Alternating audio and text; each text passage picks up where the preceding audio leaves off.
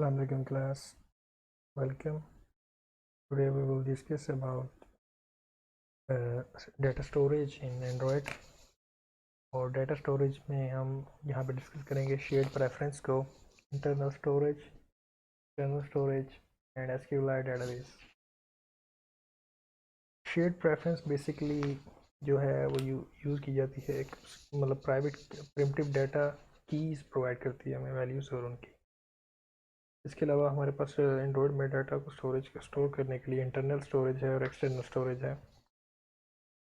Store private data on the devices memory. Basically अगर आप किसी डाटा को प्राइवेट रखना चाहते हैं यानी कि उनको जो है दूसरे उनको एक्सेस ना कर सके कोई और, तो उसके लिए हम इंटरनल स्टोरेज का यूज़ करते हैं। और जब डाटा को हमने पब्लिक करना होता है यानी कि एक्सेसिबल हो हर एक के लिए, तो उसको हम एक्सटर्नल स्टोरेज में स्टोर करते हैं। ये यूज़र टू यूज़र डिपेंडेंट होता है, मतलब इंटरनल स्टोरेज में अगर आपने एक यूज़र का अपना प्राइवेट डाटा है तो वो उसके लिए ठीक है। सेकंड यूज़र अगर कोई है क्रिएट किया गया तो वो उसका प्राइवेट डाटा इंटरनल स्टोरेज उसके लिए डिफरेंट। तो इस नेक्स्ट है SQL database. Store structure provide करता है जिस तरह आपने एसक्यूएल डेटाबेस यूज़ की होगी, तो सिमिलरली यहाँ पर एसक्यूएल डेटाबेस यूज़ की जाती है एंड्रॉयड के अंदर। स्टोर स्ट्रक्चर डाटा है ना प्राइवेट डेटाबेस। नेटवर्क कनेक्शन है store data on the web with your own network server. मतलब अगर आप नेट पर अपना डाटा स्टोर करना चाहते हैं, किसी क्लाउड पर डाटा स्टोर करना चाहते हो तो उसके लिए। जो नंबर 1 है शेयर्ड प्रेफरेंस। शेयर्ड प्रेफरेंसेस में ये useful for storing and retrieving primitive data in की वैल्यू पेयर्स। मतलब ये जो है बेसिकली स्टोरिंग एंड रिट्राइविंग के लिए डाटा को यूज़ किया जाता है। लाइट वेट यूजेज है such as save application settings, जैसे कि एप्लीकेशन की किसी एप्लीकेशन की सेटिंग्स को सेव करने के लिए हम यूज़ करते हैं शेयर्ड प्रेफरेंसेस को। Typical usage of shared preferences for saving application such as user name, password, auto login flag. इसमें यानी कि यूज़र नेम हो गया, कोई पासवर्ड हो गया, मतलब जो लेट्स से एक साइन अप फॉर्म की जो इन्फॉर्मेशन होती हैं, जो स्मॉल इन्फॉर्मेशन होती है, लाइट वेट होती है, वो हम शेयर्ड प्रेफरेंसेस में सेव कर सकते हैं। The shared preference information is stored in an XML file on the device. अगर आप टिपिकली अपने मोबाइल में भी जाकर देखें तो आपके डाटा में या your application package name and so on एक XML फाइल में सेव की जाती है। ये जो है शेयर्ड प्रेफरेंसेस, इसे आप इंटायर एप्लीकेशन के साथ भी एसोसिएट कर सकते हैं या जस्ट एक स्पेसिफिक एक्टिविटी की इन्फॉर्मेशन भी स्टोर कर सकती है। मिसाल के तौर पे जस्ट एक एक्टिविटी है जिसमें जस्ट यूज़र नेम और पासवर्ड सेव कर रहे हैं आप, तो जस्ट उसकी भी जो है सेव करने के लिए, उसके डाटा को सेव करने के लिए भी शेयर्ड प्रेफरेंस यूज़ की जा सकती है। इसमें जो मेथड यूज़ किया जाता है वो किया जाता है use get shared preference method to access to the preferences. Example इसकी ये है कि share preference is equal to this dot get share preferences, और if reference example file exist it is opened otherwise it is created। अगर ऐसी कोई reference file नहीं created, जैसे प्रेफ ये जो हमने एक नया ऑब्जेक्ट बनाया है, तो फिर अदरवाइज अगर नहीं क्रिएटेड तो वो क्रिएट कर देगा, अगर क्रिएटेड है तो उसमें डाटा सेव कर देगा। To add share preferences first an editor object is needed. एक एडिटर ऑब्जेक्ट की हमें ज़रूरत होती है। जैसे यहाँ पे एक एडिटर ऑब्जेक्ट क्रिएट किया है, एडिटर बिल्ट इन लाइब्रेरी है एंड्रॉयड की, वहाँ से उसके थ्रू। तो यहाँ पे then use the put method to add the key values pairs, या आपने जो यूज़र नेम या पासवर्ड सेव करना है तो उसको उसके लिए हम यहाँ भी यूज़ करेंगे preference editor dot put string, ठीक है। और अगर कोई जिसकी टाइप इंटीजर है तो पुट इंट इस्तेमाल होगा, और फिर हम प्रेफरेंस एडिटर डॉट कमिट कर देंगे कि ये जो डाटा है वो सेव हो जाए। टू रिट्राइव, अगर हमने डाटा को रिट्राइव करना है तो लेट से आप एक वेरिएबल क्रिएट करेंगे string user name is equal to preference editor dot get string. तो गेट स्ट्रिंग करेंगे, let's say user name get कर रहे हैं या पासवर्ड गेट कर रहे हैं, तो उसमें आप सेव करवा सकते हैं। तो यहाँ पर जो मेथड यूज़ हो रहा है वो है get string. If you are using share preference for specific activity, अगर आप किसी स्पेसिफिक एक्टिविटी के लिए यूज़ कर रहे हैं तो यहाँ पर जो यूज़ होगा वो है get preferences method, data credentials को गेट करने के लिए। इसकी एग्जांपल ये है कि मिसाल के तौर पे आपके अपने पास एक यूज़र है, वो यूज़र अपना नाम और पासवर्ड रखता है, तो वो आप की वैल्यू की फॉर्म के अंदर पेयर्ड वैल्यू में होती है की और वैल्यू, मतलब की से मुराद उसका नाम, स्पेसिफिक आईडी, और उसकी जो वैल्यू जो भी यूज़र ने एंटर की है वो हम शेयर प्रेफरेंस में स्टोर करवा देंगे, और फिर गेट शेयर मेथड के थ्रू से हम वापस गेट कर लेंगे, गेट प्रेफरेंसेस थ्रू के मेथड के थ्रू। चलिए नेक्स्ट चलते हैं। नेक्स्ट है internal storage. Internal storage basically आपको बताया गया था प्राइवेट डाटा को स्टोर करने के लिए की जाती है किसी भी यूज़र की। तो Android can save directly to the device internal storage, जहाँ पे यानी कि ये डायरेक्टली डाटा को स्टोर किया जा सकता है। These files are private to the application and will be removed if you uninstall the application. अगर आप वो एप्लीकेशन को अनइंस्टॉल कर देंगे, उस एप्लीकेशन को, अगर इस टाइप की इंटरनल स्टोरेज को अगर आप यूज़ कर रहे हैं, तो इस टाइप की जो डाटा है, अगर आप एप्लीकेशन को रिमूव करेंगे तो साथ साथ डाटा भी रिमूव हो जाएगा। इसके अंदर we can create a file using open file output with the parameter as file name and operating mode. वैसे जनरली यानी कि इनको यूज़ नहीं किया जा सकता इस मेथड को, लेकिन similarly we can open the file using open file input method passing the parameter. इसमें आप फाइल के पैरामीटर्स को पास करेंगे। वैसे store large amount of data files, file system जिस तरह आपको पता है फाइल सिस्टम में डाटा स्टोर किया जाता है। और यहाँ पर use IO interfaces provided by java.io libraries only local files can be accessed. तो सिर्फ जो files with in that scope create की जाती हैं सिर्फ वही एक्सेसिबल हैं। इसमें हमारे पास रीड ऑपरेशन है, राइट ऑपरेशन है, और आप फाइल को ओपन करेंगे और फिर क्लोज करेंगे। इसके अलावा कॉन्टेक्स्ट डॉट ओपन फाइल जो है वो यूज़ किया जा रहा है to open the private output file. फिर उसके अंदर आपने जो डाटा सेव करवाना है वो आप एक स्ट्रिंग की फॉर्म में, लेट से एक स्ट्रिंग क्रिएट करते हैं, my string is equal to hello world, और इसका सिंटैक्स ये है, जैसे आप आउटपुट फाइल डॉट राइट करेंगे और आउटपुट डॉट क्लोज कर देंगे। ये आपके आसानी के लिए मैंने कोड इधर लिख दिया। नेक्स्ट मूव होते हैं। नेक्स्ट है हमारे पास एक्सटर्नल स्टोरेज। एक्सटर्नल स्टोरेज जैसा कि आपको बताया गया था पब्लिक डाटा के लिए यूज़ की जाती है। Every Android compatible device supports a shared external storage that you can use to save files.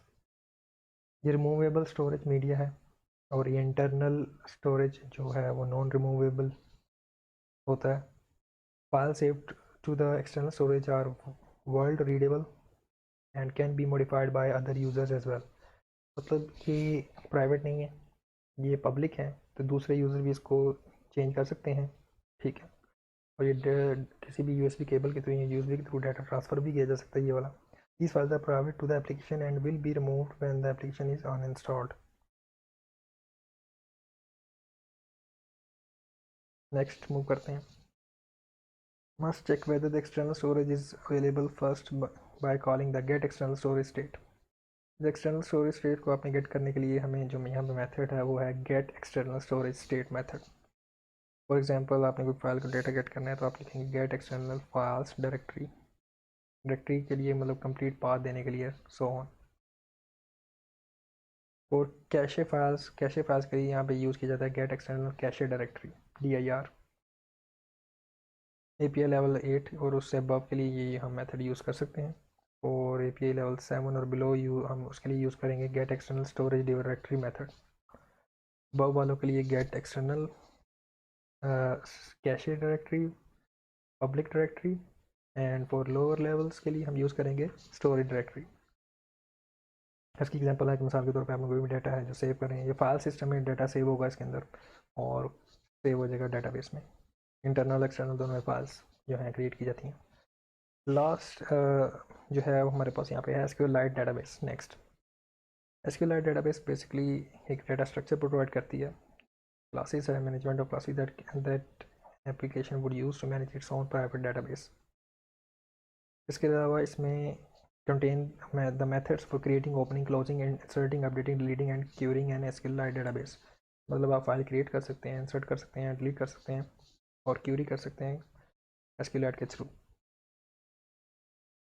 यहाँ पर कुछ मेथड्स हैं जैसे SQLite closable, an object created from a SQLite database that can be closed।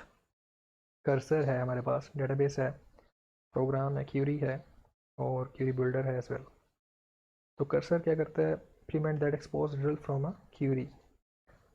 expose method to a manage SQLite database। a helper class, ये helper class जो है बहुत important है जिसमें हमने डिटेल में पढ़ना है। तो सबसे पहले हम ओपन और क्रिएट डेटाबेस, कैसे आप डेटाबेस क्रिएट करेंगे SQLite के थ्रू। तो SQLite के थ्रू सिंपल है, आपने क्या करना है, इंपोर्ट करनी है सबसे पहले इसकी SQL डेटाबेस की हेडर फाइल जो कि है import android.database.sqlite डेटाबेस, और इसकी फिर हम लाइब्रेरी से एक नया ऑब्जेक्ट बना रहे हैं यहाँ पर माई डेटाबेस, और my database is equal to open और क्रिएट डेटाबेस। यहाँ पे आपने इसके जो क्रेडेंशियल्स हैं उसमें फर्स्ट जो है आपने पास करना है डेटाबेस का नाम जो आप रखना चाह रहे हैं वो, और अगर क्रिएटेड नहीं है तो इसे क्रिएट कर देगा, और स्टार्टिंग में से हम नल रख रहे हैं कि इसकी जो हम इसके कंस्ट्रक्टर में जो हम वैल्यू पास करें वो नल है, कि इसमें अभी कोई डाटा नहीं रखा हुआ। नेक्स्ट है कि हमने इसमें टेबल क्रिएट करना है। लेट्स से हमारी कोई एप्लीकेशन है जिसके अंदर हमें कोई चीज़ें, कोई टेबल चाहिए जिसमें हम डाटा सेव करना है, तो यहाँ पे हम क्रिएट कैसे करेंगे। क्रिएट करने के लिए हमें एक वेरिएबल क्रिएट किया है स्ट्रिंग ऑथर का, और क्रिएट टेबल ऑथर्स जिसमें हमने आईडी एक बनाई है अपनी, और उससे यूनिक बनाया, प्राइमरी की बनाया। ऑटो इंक्रीमेंट है कि ऑटोमेटिकली इंक्रीमेंट भी होती जाएगी, और फर्स्ट नेम है और लास्ट नेम को यहाँ पे यूज़ किया जा रहा है, और एंड पे my database dot SQL create author के कमांड से ये टेबल क्रिएट हो जाएगा। Next long insert strings. अच्छा, इंपोर्ट यहाँ पे जो है कंटेंट वैल्यू, कि अगर आपने मतलब डाटा जो है काफ़ी हाई वैल्यू है तो उसके लिए इस फॉर्म में भी हम लिख सकते हैं। इंसर्ट करवाने के लिए जो है क्यूरी वो है इंसर्ट की क्यूरी यूज़ होगी, ज़ाहिर सी बात है। तो हमने यहाँ पे वैल्यूज़ जनरेट करनी है, और वैल्यूज़ को लास्ट में हमने यहाँ पे क्या कर रहे हैं, इंसर्ट माई डेटाबेस डॉट इंसर्ट कर रहे हैं। सिमिलरली डिलीट करने के लिए यहाँ पर जो की जाती है माई डेटाबेस डॉट डिलीट की यूज़ की जाती है, और उसकी आईडी अगर आप आईडी के थ्रू डिलीट करें तो आईडी। अपडेट करने की क्यूरी में सिंपल जस्ट सिंटैक्स में चेंज ये है कि माई डेटाबेस डॉट अपडेट आ जाएगा। Value equal to new content value value dot put title name, जो आपने बताना है कि आप न्यू वैल्यू कौन सी प्रोवाइड कर रहे हो। तो ये एग्जांपल थी SQLite की।